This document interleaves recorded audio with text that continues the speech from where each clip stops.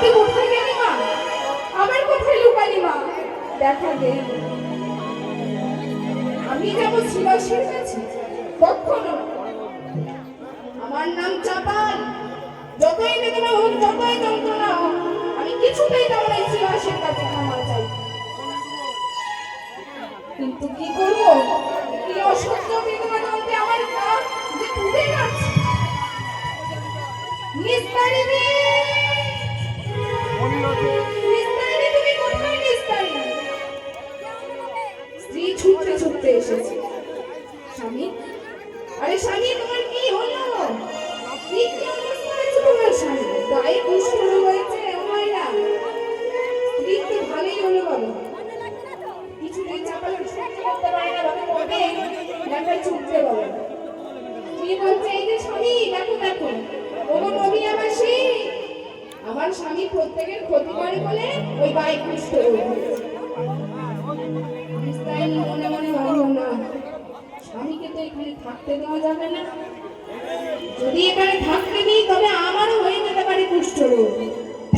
আমি একটা কাজ করব, একটা কথা বলবো, কিছু মনে করবে না তো? আমার না আর চিৎকার হচ্ছে কেন? হ্যাঁ,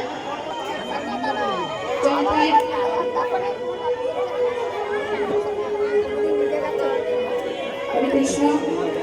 আচ্ছা, একটু ভালো করে শুনুন ভাইরা, আপনারা সেবা করছেন ঠিক আছে, হচ্ছে বোঁদে, ওই দেখো পাপড়, চাটনি। চাপাল মনকে বলছে এই কি সংসার, এই কি সেই সংসার। যখন আমি কাজ করতাম তখন আমি বাড়ির মালিক ছিলাম, আমার আজ এই কুষ্ঠ রোগ হয়েছে বলে আমাকে গোয়াল ঘরে পাঠিয়ে দিয়েছে। অনেক জায়গা করেছে চাটনি। চাপাল বলে উঠলে সংসার নয়, সংসার নয়, দারুণ সংসারে চরিত্র দেখে আমার পরাতে পারছে।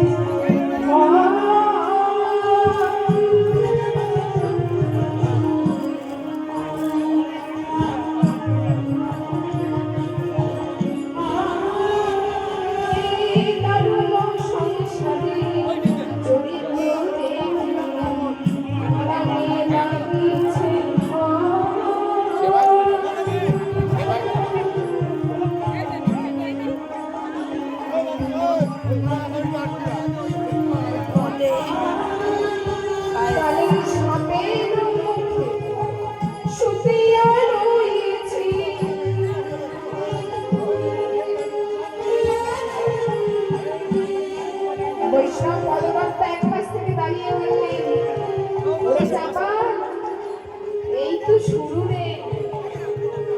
তুই বৈষ্ণব অপরাধ করেছিস, বৈষ্ণব অপরাধের কোনো ক্ষমা নেই। চাপাল মনে কষ্ট করছে, কাল সাপের মুখে শুকিয়ে রয়েছে, মানে কি?